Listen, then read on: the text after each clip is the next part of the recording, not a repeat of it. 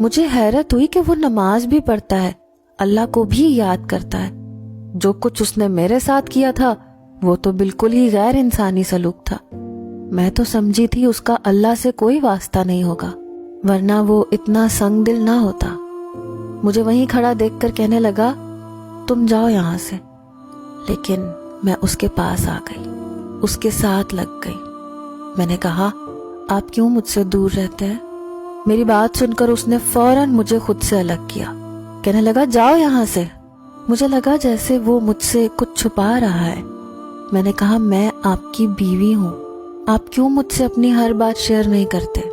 میاں بیوی تو ایک دوسرے کے ساتھ ہی ہوتے ہیں۔ اللہ تعالیٰ نے دنیا میں سب سے پہلا رشتہ میاں بیوی کا بنایا ہے تاکہ عورت اور مرد کو ایک دوسرے کی کمی محسوس نہ ہو، وہ آپس میں بات کریں اور خوشگوار زندگی گزاریں۔ میری بات سن کر وہ کہنے لگا، عورت بے اعتبار ہوتی ہے، میں نے بہت بڑے دھوکے کھائے ہیں، اس لیے مجھے کسی بھی عورت پر بھروسہ نہیں ہے۔ وہ کہنے لگا، میری ماں اس وقت ایک غیر مرد کے ساتھ بھاگ گئی جب میں 10 سال کا تھا، صرف اس لیے کہ میرا باپ خوبصورت نہیں تھا۔ مجھ سے بڑی میری بہن تھی۔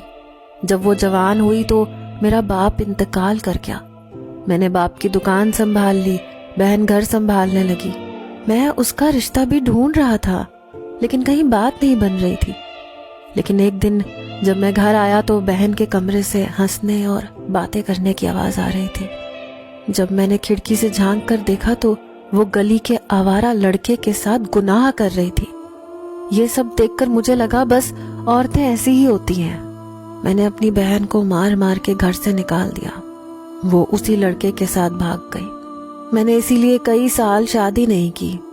پھر لوگ مجھے تانے دینے لگے کہ تم سے کوئی بھی لڑکی شادی نہیں کر سکتی، کیونکہ جس کی ماں اور بہن بھاگ گئی ہو انہیں کوئی اپنی بیٹی نہیں دیتا۔ یہ سب سن کر میں نے یتیم خانے سے جا کر شادی کی بات کی اور تم سے شادی کر لی، لیکن تمہیں دیکھتے ہی مجھے اپنی ماں اور بہن کی حرکتیں یاد آنے لگی، اس لیے میں تم سے اس بات کا بدلہ لینے لگا۔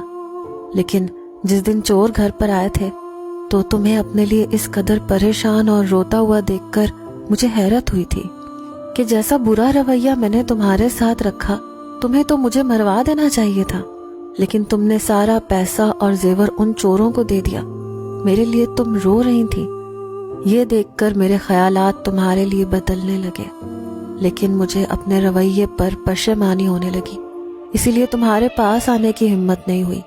میں تمہیں اپنے قابل نہیں سمجھتا۔ یہ کہتے ہوئے وہ رو رہا تھا۔